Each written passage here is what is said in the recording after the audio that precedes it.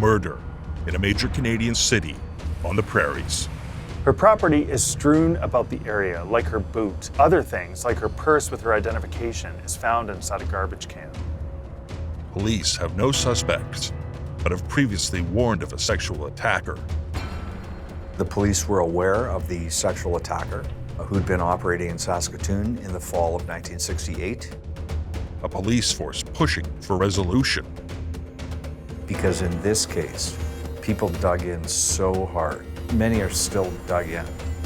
Lives can be ruined through the pursuit of one unwavering idea. It's so bad when the system fails like this. It's just so bad.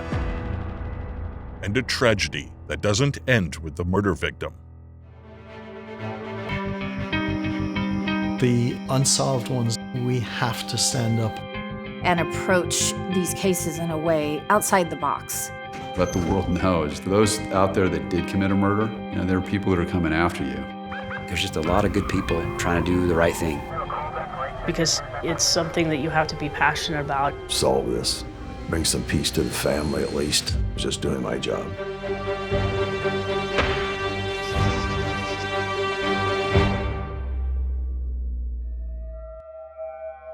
A Canadian prairie city, midwinter. In the early morning, people go about their routines, getting ready for work and school, with no idea about the tragedy that has occurred. The morning of January 31st, 1969 in Saskatoon was minus 40 degrees.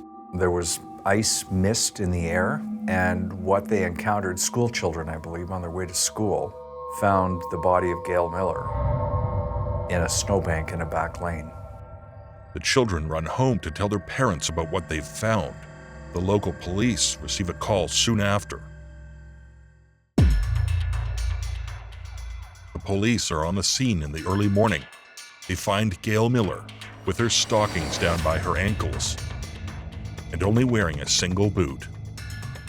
Until the body goes in for an autopsy, they can only guess as to whether she's been sexually assaulted. Beyond looking at the evidence on the body itself, such as stab wounds to the victim's abdomen and neck, investigators will have to scour the area for possible evidence. The snowy Canadian winter is a double-edged sword. Things like blood can be easily seen against the white. Other evidence can easily be concealed or missed. These type of sexual assaults on women have been happening with enough frequency that warnings are issued to the public. The police had published a warning in December of 1968, warning women about an attacker who was sexually assaulting women in a particular area of Saskatoon, and then this happens.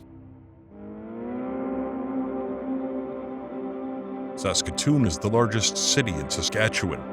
The province found in the center of the Canadian prairies is known for its wonderful summers, but long, brutal winters. Gail Miller was a nurse's assistant who was going to school and working in Saskatoon. Gail shows a passion for working with children from a young age. She is born in 1948, and she grows up in Laura, a small community just west of Saskatoon. When she is 12, she begins babysitting for a child that is terminally ill. By all accounts, a wonderful person and starting to lead her life and pursue a career. She lived in a home about a block away from where her body was found. She had, I think, 2 or 3 roommates. There is little doubt that a promising future had been stolen from Gail. The area where Gail lives and the body is found is familiar to the police, as it's where they've previously warned of a sexual predator. The police obviously went to the scene. They canvassed the whole area. The first officer on the scene finds a sweater that looks to be torn from Gail, along with her missing boot. They were able to identify items belonging to Gail Miller, contents of her purse, identification, some of her clothing, and it was strewn in a way leading away from where she had been located. Her property is strewn about the area, like her boot. Other things, like her purse with her identification, is found inside a garbage can. When they were seizing biological samples, from the clothing of the deceased, from the body of the deceased. They found some residue in the snow that was supposedly semen. They wouldn't have the same sort of DNA level technology, but they had tools at the time and they used them.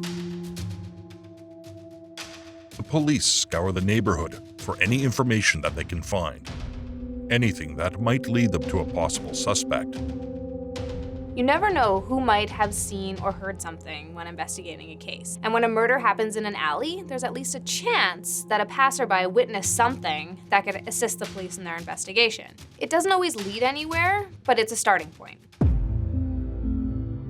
While the case is focused on Gail Miller's murder, there is still a sexual predator on the loose and more women being assaulted. People inside the police department had developed what they called a modus operandi, an MO, for how this attacker had attacked his victims. What were some characteristics of what did this person do when he attacked? They wrote to the RCMP to try to see if they had some resources available that could help them build a profile. But even with a profile in mind, they still don't have anyone to link it to. Although their identity is unknown, police believe the killer could be linked to the recent sexual assaults. With no major suspects, they begin offering a $2,000 reward for any information leading to the conviction of Gail's murderer. After offering the reward, more women come forward, reporting incidents. Police eliminate 160 suspects and are still no closer in finding a person of interest. Finally, investigators think they have a break when a man walks in with information that is exactly what they're looking for. A month after Gail's death, police are approached by a man named Albert Shorty Cadrain. Cadrain claims that his friend, David Milgaard, visited him on the morning that Gail was murdered. Milgaard had driven overnight with two friends from Regina to Saskatoon to visit a friend who, by crazy coincidence, happened to live about a block away from where Gail Miller's body had been found. And they were having trouble locating the friend's home. They stopped at a motel, they helped some people who were stuck in a back lane, and then eventually they got to where they wanted to go, and then carried on. They then traveled on further west, just having a sort of a carefree road trip of 16-year-old, 17-year-old kids. How Milgaard gets onto the police radar screen is that, yes, they post a reward, and Cadrain, the friend that Milgaard had gone to visit, goes in and implicates Milgaard and says that he had seen blood on Milgaard's pants the morning of the murder, and that changed everything. Milgaard is accused of being seen with blood on his clothes soon after the murder is known to have taken place. If this blood belongs to Gail, the police may have their culprit.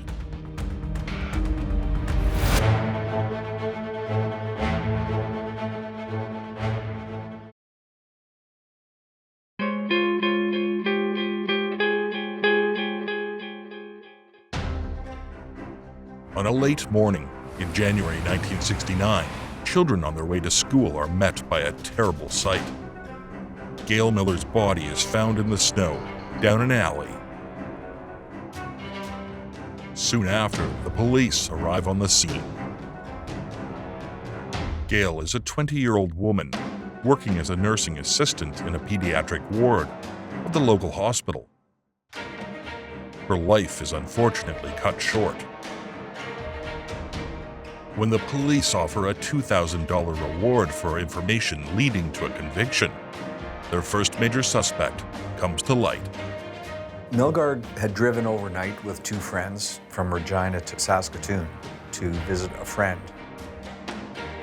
After Cadrain approached police implicating Milgaard, they begin a search. Milgaard is found in his home city of Winnipeg and brought in for questioning. When police require investigating an accused person in a different jurisdiction, it requires assistance from the police in that jurisdiction. So generally they just reach out to them and then they will work together to get the alleged criminal off the streets. Cadrain reveals to the police that Milgaard and his two friends had visited his house that morning, and all three of them get interrogated. And all three of them say, I don't know what you're talking about. And Milgaard was very cooperative and tried to reconstruct where he'd been. It was, it was dark and he didn't really know his way around, but he tried to reconstruct his way around and he was trying to be as helpful as possible. Milgaard tells the police about his time in Saskatoon, about how his friends and him got lost, how they helped someone who had gotten their car stuck in the snow. The friends Milgaard had been traveling with are interviewed. Their stories match much closer to what Milgaard had said than the version that Cadrain had told. Separating witnesses during questioning is extremely important. It allows the police to corroborate details, and even small details and differences between people's stories can have a huge impact on how the case goes. Separating them allows the police to do their job properly. Not only do they corroborate evidence, it really shows if they're hiding anything. Those details that are hidden will come out. Everybody's friends as well said, nothing happened. We got into Saskatoon, we got lost, we finally found our way to Cadrain's, and then we headed off to Edmonton. This was a group of kids picking up a friend for a road trip. They were in Saskatoon just a short period of time. According to Cadrain, Milgaard showed up to his home with bloodstains on his pants and acted suspicious the rest of the road trip.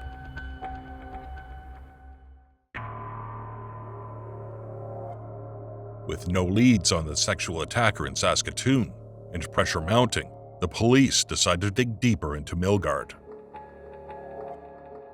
The police start to harden their view that Cadrain might be correct. If that's true, then in the police mind, when Milgaard and his friends said nothing happened, it must mean that they weren't telling the whole story. So the police created a roadmap of what they wanted or believed they could get from Nicole John and Ron Wilson, the two friends. And they took them to Saskatoon. Milgaard's friends are questioned again and admit that there is a 12-minute period where they don't know where Milgaard is. After helping one driver get unstuck from the snow, their own car breaks down, and both David and one friend go in opposite directions in search of help.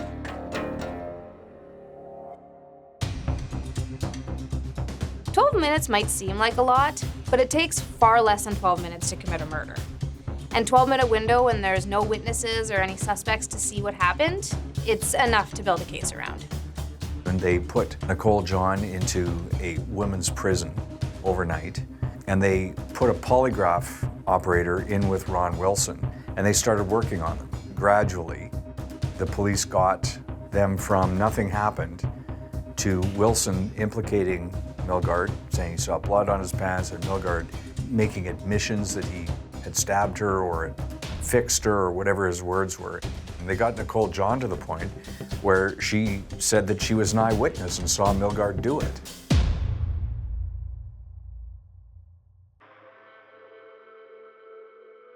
Police get enough from Milgaard's friends that they are able to put together an idea of what happened on the morning of the murder. There's no question that police put a lot of pressure on both Ron Wilson and Nicole John.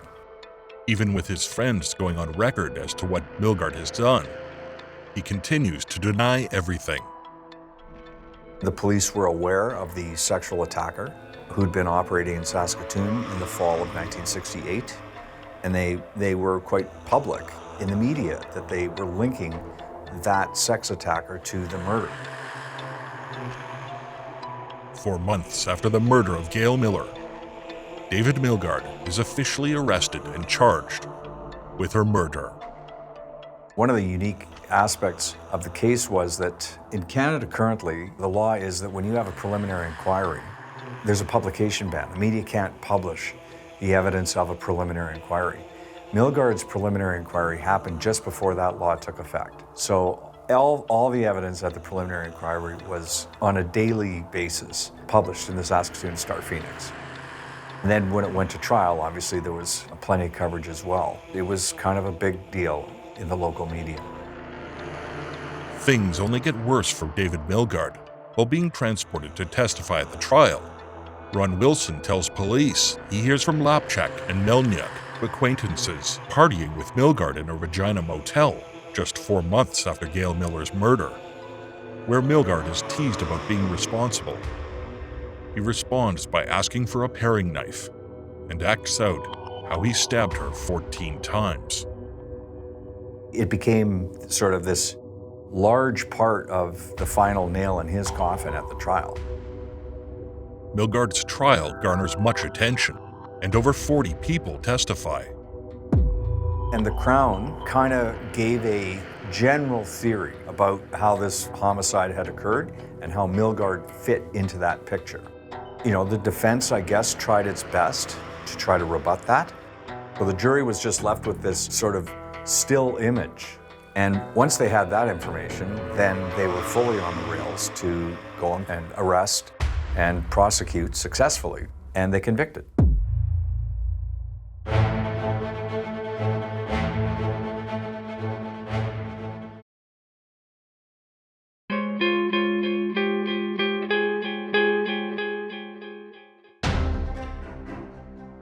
Late January 1969, kids on their way to school find Gail Miller's body in a snowy alley.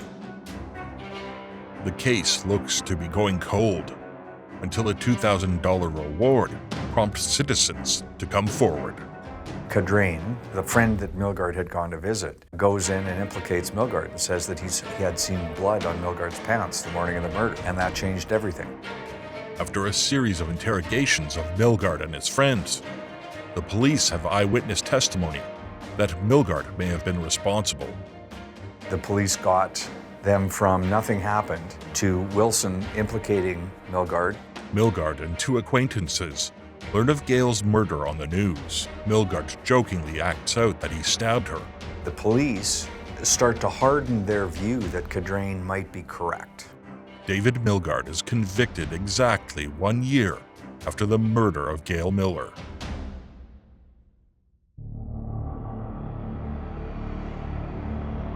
Milgaard spends the next decade in prison until getting a glimpse of freedom in 1980. After he got convicted, the family was resigned. Like, what are they going to do? And not a lot happened for many years, 9 years roughly. Then what happened is David escaped. After a decade in prison for a crime he swears he did not commit, David Milgaard is desperate enough to live a life on the run if it means his freedom, and not having to go back to prison. Milgaard is let out on a day pass to attend a family barbecue in Winnipeg. David was on a temporary absence from the prison and didn't come back. And he was leading a life in Toronto, had a girlfriend, and was selling jewelry and stuff on the street in 1980s era Toronto. They were obviously looking for him, and David sensed the presence of law enforcement, and he ran, and he got shot.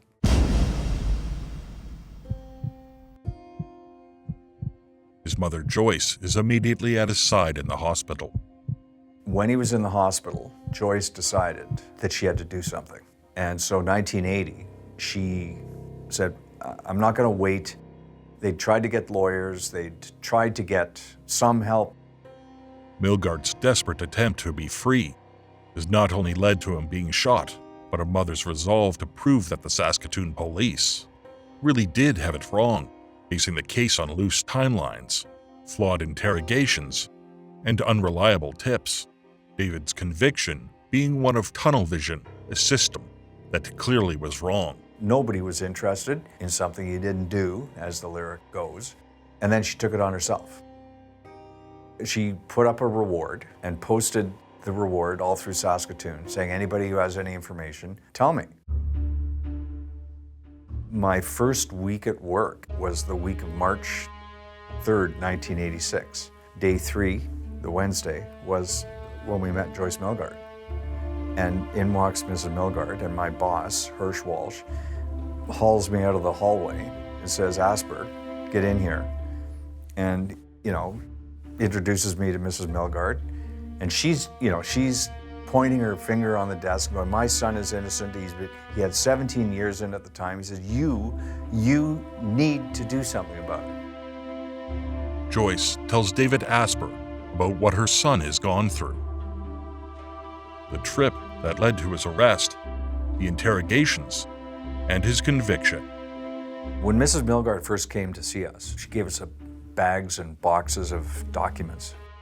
And there were sort of two piles. One pile was his life in prison, and the second was all the trial and sort of all the court stuff. And I didn't know where to start, and I started with his life in prison. It still affects me to this day to have read through the words of Corrections Canada describing a somewhat scattered 17-year-old kid get sucked up into that system and not do well, which understates what his experience was. David Asper travels to prison to meet with David Milgaard. I was actually shocked when I met him, because on paper, you read this whole horrible story of his incarceration, and you're not sure what you're going to get. And in popped this very affable, friendly, very engaging human being, and I was really surprised. It's one of the most enduring things that people should understand about him is that and he would say it quite openly, the system took him, but it didn't own him. It owned him maybe for a little while, and then once he got on his feet, didn't own him, wouldn't let them. David Asper has a lot of work ahead of him. But after seeing David Milgaard's resilient attitude and his mother Joyce's dedication, he is motivated to prove David Milgaard's innocence. Back in Winnipeg, David Asper continues to build his case. I mean, the first thing I did when I began my representation of David was I read the trial transcript. And I could see on its surface, I could see how he could have been convicted. I could see that. And I said to him, okay, tell me why, tell me what's wrong here. Whether you say that it was an illegal or an overbearing interrogation isn't really the point. The point is that it had enough pressure that two young kids went from nothing happened to becoming the core of the Crown's case against David Milgaard. And how did that happen? And we know there were questionable techniques. The police brought in a polygraph examiner to work on Ron Wilson. And you can see in some of the police documents where they were clearly of a view that either Wilson was a witness or he was involved. Okay, what does that mean? So now it means that the police are saying to Wilson, you're either a co-killer with Milgaard or you're innocent and maybe you have some evidence for us. What's it gonna be? Sometimes when involved in an interrogation, more needs to be done than simply asking a question and getting the truthful answer. But the fact of the matter is, using scare tactics and twisting the words of children is not going to be good police interrogation, no matter what the ultimate conclusion is. It's a reworking of a universal lie that's known in polygraph, which is, if I ask you, have you ever hurt anybody? If you say no, that's probably not a credible answer. If you say yes, I'm going to use it to say, well, if you hurt somebody before, maybe you'll hurt somebody in the back alley in Saskatoon. I don't think police want to get the wrong person, but there's this psychological switch that clicks without malice, where the mindset completely changes, and then everything becomes about sort of fulfilling that theory of the case to the exclusion of everything else. And that's what happened here. A key piece of evidence in David's trial was the testimony citing his alleged reenactment of the murder in a motel room. But the moment is called into question.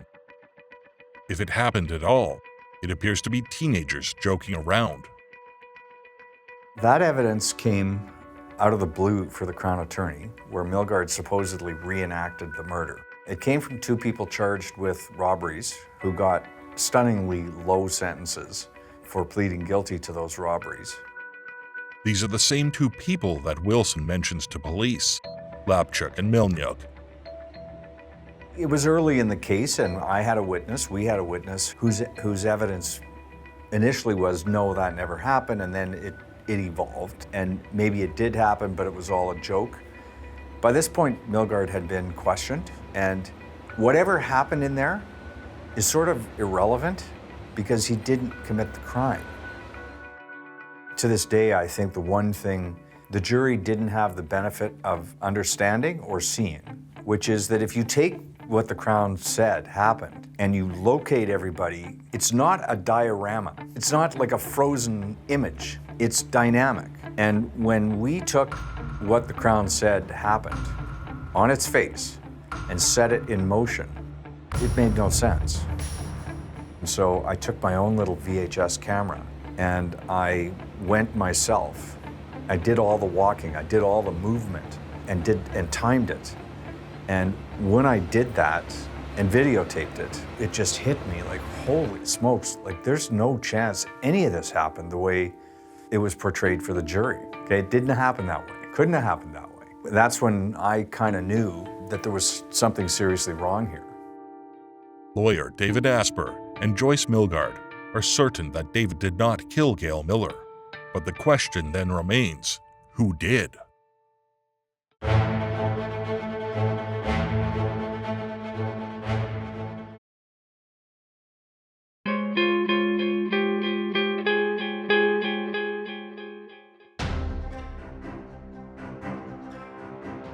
Gail Miller is found dead on a winter morning in 1969. Exactly 1 year later, David Milgaard is convicted for her murder. David Asper is brought onto the case by David Milgaard's mother in hopes of freeing her son. My first week at work, day 3, was when we met Joyce Milgaard. And going over the evidence reveals holes in the original court case, including questionable tactics that were put to use when witnesses were being interrogated. It had enough pressure that 2 young kids went from nothing happened to becoming the core of the Crown's case against David Milgaard. But just believing David is innocent isn't enough to get him out of prison, and no one is working harder to prove his innocence than his mother. Since David was put behind bars, his mother Joyce was leading the charge to free her son. And she was relentless. She was analytical. I don't know there was ever a moment where she wasn't focused on getting David out of jail and getting this whole thing undone. And they believed from the day one that he was innocent. Their strategy changes from trying to just prove David's innocence to trying to find another suspect. A big break finally comes when Asper and Joyce get a tip about a man named Larry Fisher. We'd been taking all these steps and we'd initiated contact with the Federal Department of Justice. And then out of the blue one day, we got a tip. And credit to Joyce, because as soon as we heard the name, she remembered seeing that name buried in the reports when police were canvassing the neighborhood. Sure enough, we went back, we were looking at all the handwritten notes from the police officers, and there it is, February 4th, 1969. Police talked to Larry Fisher at the same bus stop that Gail Miller took to work.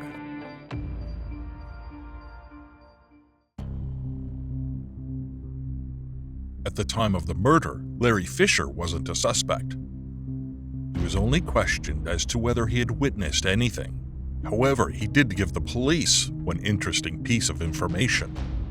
And he gave his address, the same address as the home that Milgaard visited that morning.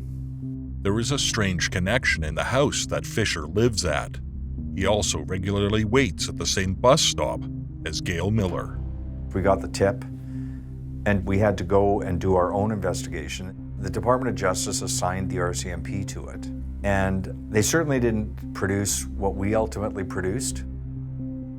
Larry Fisher is in and out of prison all through the 70s and 80s for sexual assault and attempted murder. For all intents and purposes, his MO seems to match what happened to Gail Miller. When we prepared the chart of Larry Fisher's crimes. We had sought outside advice from very, very wise lawyers. We were confident that you could actually prosecute Larry Fisher on the basis of what's known in law as similar fact evidence, where somebody's MO is so unique and so consistent that you can show previous incidents to prove something that he did, that he's accused of now, right? So we believed that we could show, based on the whole pattern of Fisher's activity, that he had murdered Gail Miller. And we went public in a way. We were on every talk show, TV, radio, coast to coast.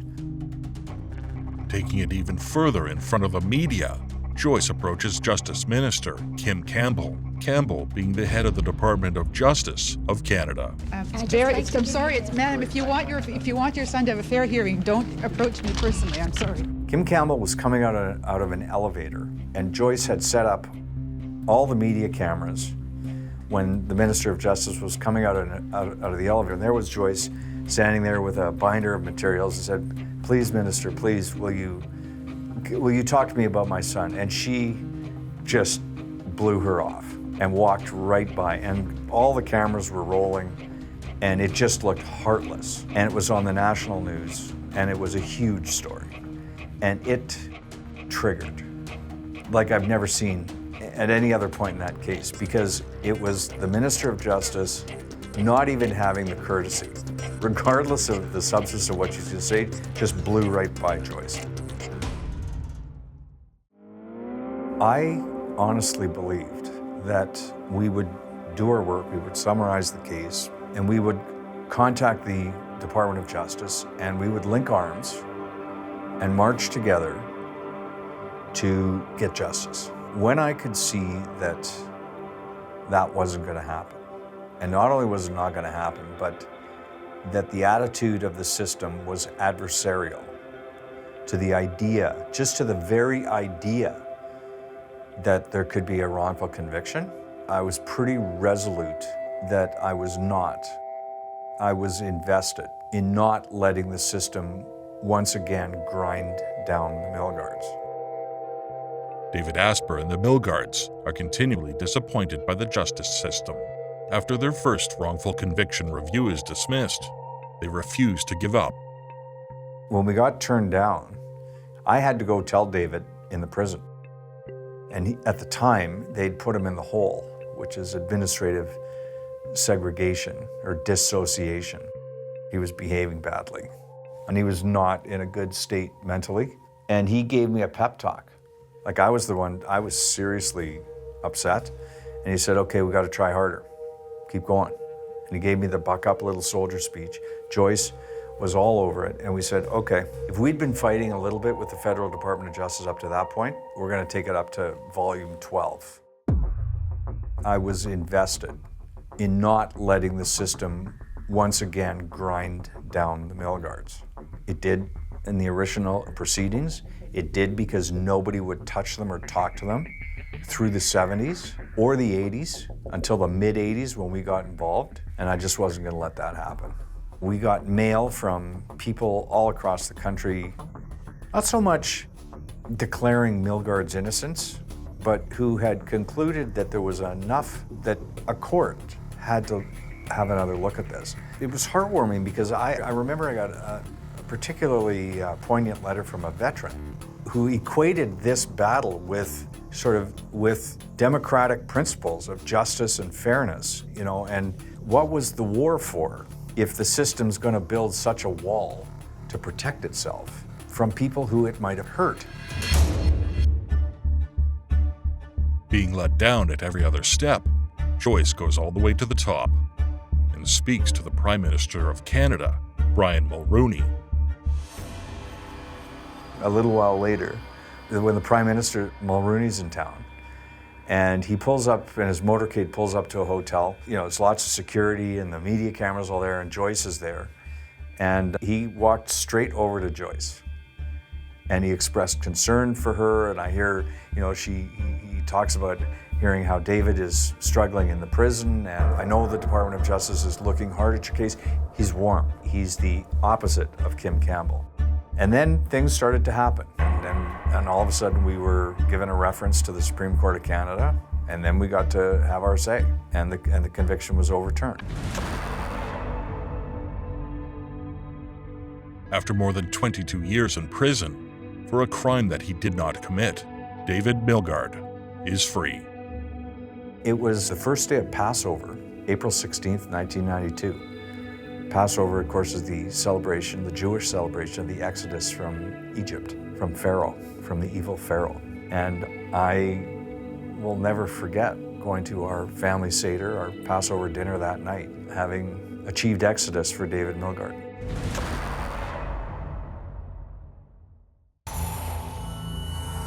But with David Milgaard set free, the media attention on the case forces Gail Miller's family to live through it all again and wonder if her killer will ever be brought to justice.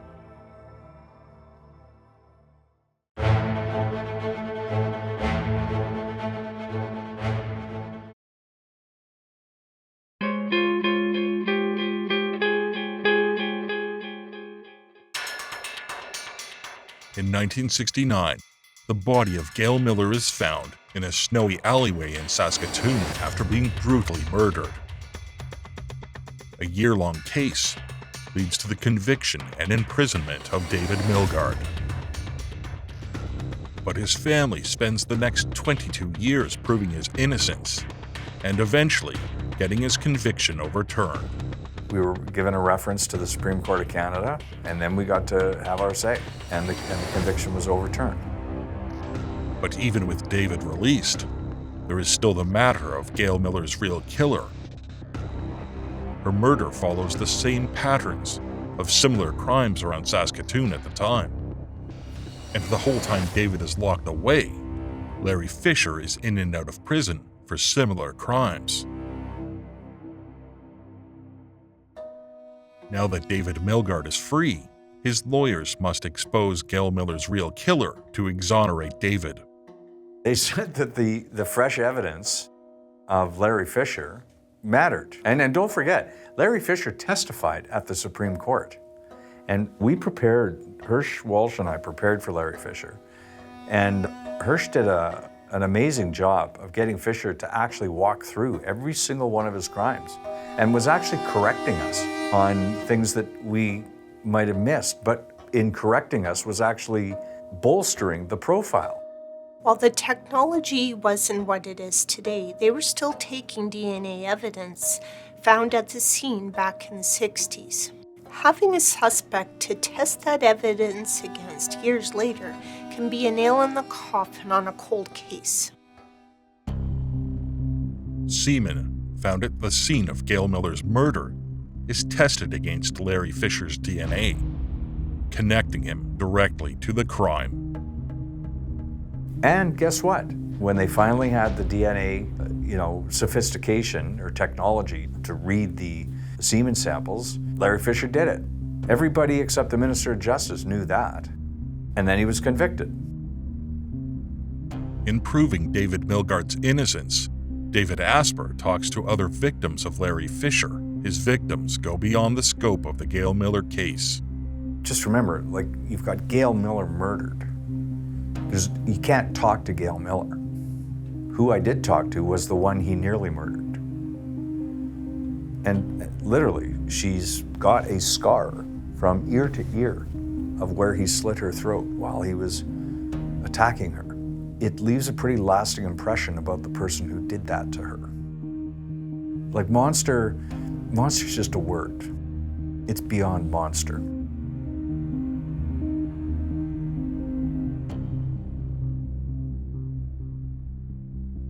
There's multiple victims. There's Gail Miller. There's the earlier victims who never got their closure. There's the subsequent victims. There's Milgaard as a victim. Individually, David is. Because police choose to focus all of their attention on facts that fit the story as they thought it happened, David becomes just another victim in the situation, while Larry Fisher's other crimes at the time remained unsolved. It's so bad when the system fails like this. It's just so bad on so many fronts. I am certain that I cannot imagine. I've read, but I can't imagine what it must have been like for David in prison. I can't imagine what it's like to have a child, a sibling murdered. Like, you can't imagine that. Unless it's happened to you, you can't imagine it. So for the public at large, you can sort of shake your head, you can think and try to empathize, but these are deep, deep, personal human wounds that get inflicted when the system fails. The shocking coincidence is that the house where he went to visit his friend was the place where they were renting the basement suite of that home to the person who ultimately was convicted of the murder of Gail Miller. They could have solved the crime when it happened if they'd stayed on the path, on the theory that the killer was the rapist. That was right in front of them. But for David, just leaving prison doesn't rewrite the decades that he lost. There's no dollars and cents value on the kind of things that are lost. Like I say, there was no transitional planning, and you've got a very complex psychology from the time he was 17 until the time, however old he was when he got out, 40, almost 40. And he had trouble. He had a lot of trouble.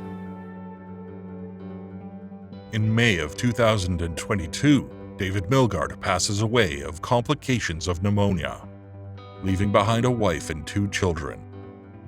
From the time he was released from prison until his death, David Milgaard fought for the rights of the incarcerated to help ensure that no one else would live through a similar experience. He was advocating for a system, a better way of resolving these kinds of wrongful convictions. And the government of Canada keeps saying yes, yes, yes, and I've participated in consultations, and yeah, we're gonna change the system. 6 commissions of inquiry have been consistent about what the changes need to be. Still no change. And so, it would appear that the government is content that the system is imperfect, and the way that we remedy those imperfections is also imperfect.